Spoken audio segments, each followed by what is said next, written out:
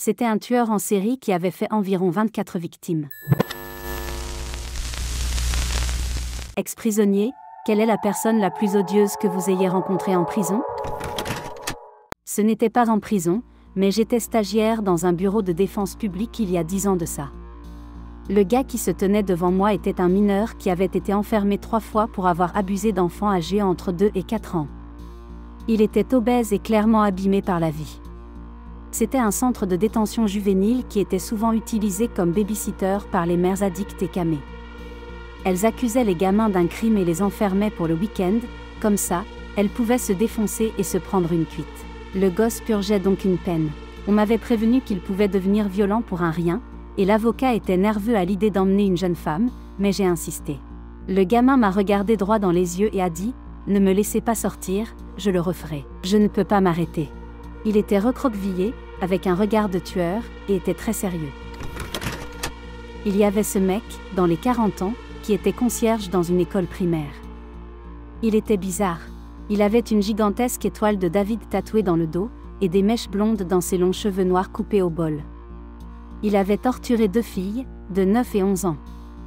Je me souviens que tout le monde a éprouvé un profond mépris pour lui parce qu'on savait que dans ce comté, les agresseurs sexuels s'en sortaient facilement. Heureusement, on a eu tort, il a été condamné à la prison à vie.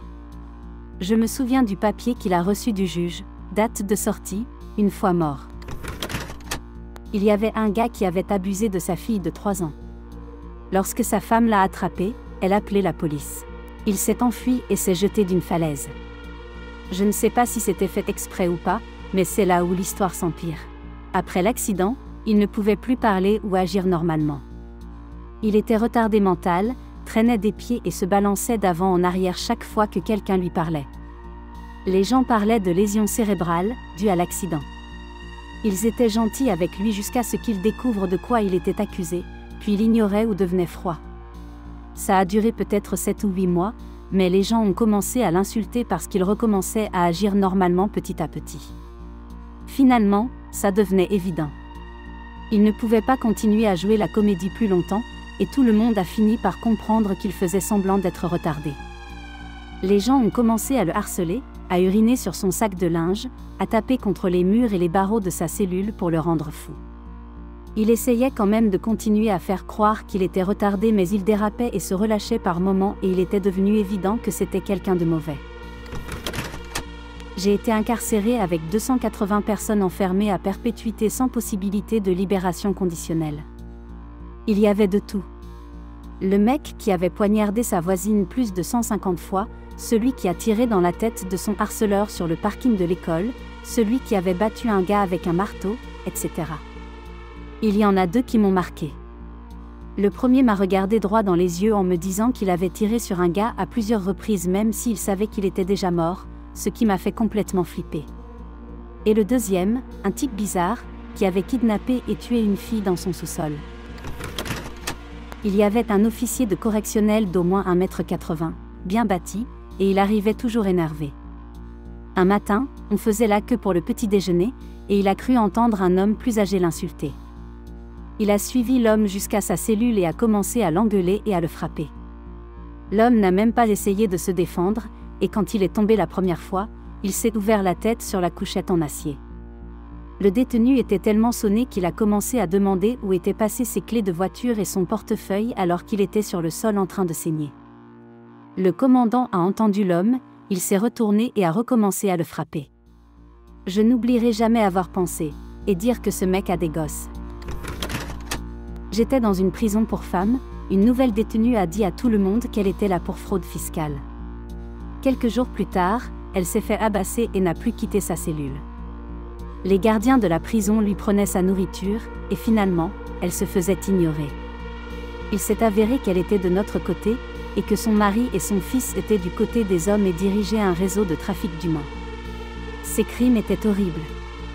Elle était responsable de l'acquisition d'un grand nombre de victimes, car les gens lui faisaient confiance. La plus jeune victime était sa nièce, une enfant de 3 mois qui a dû être hospitalisée en raison d'un traumatisme. Quand j'étais en prison, mon compagnon de cellule était un type qui avait attaché sa femme à leur table et avait essayé de graver « ne pas réanimer » sur sa poitrine. Les flics sont intervenus parce que les voisins pouvaient entendre la fille crier. J'ai demandé un transfert de quartier parce que je ne voulais pas tisser de lien avec un mec qui battait sa femme. Heureusement, j'ai fini par changer de bloc et par être affecté à la distribution de la nourriture. Un jour, je servais le repas à l'une des cellules d'isolement, et dès que la fente s'est ouverte, on y a jeté un magazine trempé de pisse. Mais la femme à l'intérieur était la nana que mon précédent compagnon de cellule avait découpée. Il s'avérait qu'elle avait poignardé son fils. Il y a des histoires de dingue de partout, mais ce couple était de loin les personnes les plus folles que j'ai vues. Pendant mon séjour dans un centre de soins, il y avait un agent de sécurité qui ressemblait à un skinhead, même si en réalité ce n'en était pas un. Il était super grand, genre, plus des 1,80 m, environ 150 kg. J'ai appris à le connaître et j'ai découvert qu'il avait été agent correctionnel pendant 20 ans. Il m'a raconté plein d'histoires de cette époque, et ceci est l'une d'entre elles, l'une des plus horribles. À ce moment-là, il était au Texas, dans une prison pour condamnés à mort. L'un d'entre eux était là pour avoir kidnappé une mère et ses 2 filles. Après les avoir tuées, il a balancé leur corps dans le désert. Une des filles, par miracle, avait survécu et a réussi à retrouver la route sur laquelle un camionneur l'a retrouvée.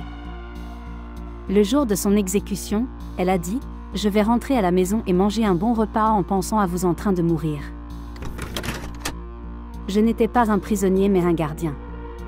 Je travaillais dans une prison de niveau 5, le niveau maximum. C'est là que l'on trouve ceux qui sont emprisonnés à vie, sans aucune chance de conditionnel. Un des gars s'était retrouvé dans un documentaire parce qu'il avait traversé plusieurs États en tuant au total 5 personnes. Il était énervé parce que le documentaire le blâmait alors qu'il avait toujours essayé d'expliquer que son père le battait lorsqu'il était enfant et que c'est ce qui l'avait poussé à tuer tous ces gens. Il y avait aussi un vieil homme qui avait violé ses petits-enfants encore jeunes et il était furieux d'avoir été envoyé en prison. Parce qu'il s'agissait de ses petits-enfants, et pouvait donc se permettre de faire ce qu'il voulait. Il y a pas mal de trucs dégueulasses dans une prison de haute sécurité, mais ce n'est rien à comparer à une prison fédérale.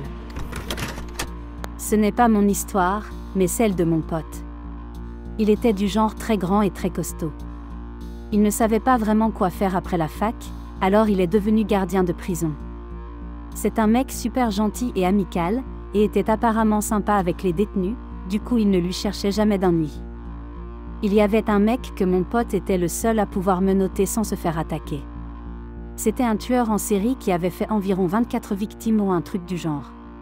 Il avait envoyé quelques gardes à l'hôpital. Pote me disait qu'il s'asseyait simplement devant la cellule de ce gars et lui parlait, et que c'était pour ça qu'il n'essayait pas de le tuer.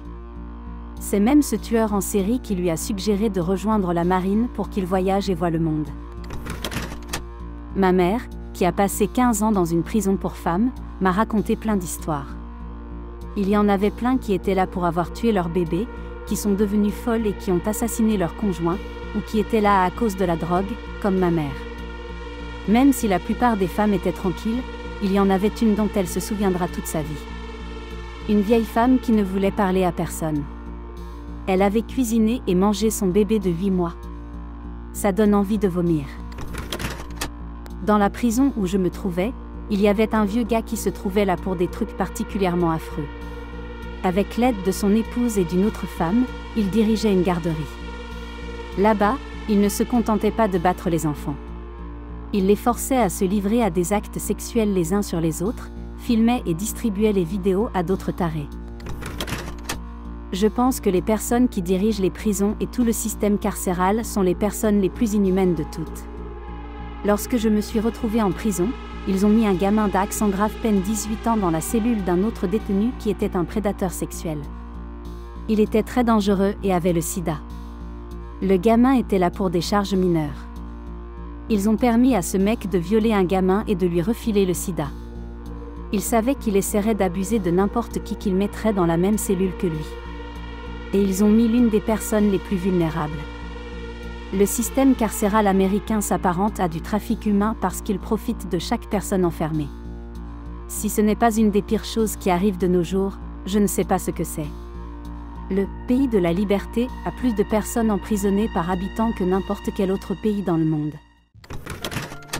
Merci d'être resté jusqu'à la fin.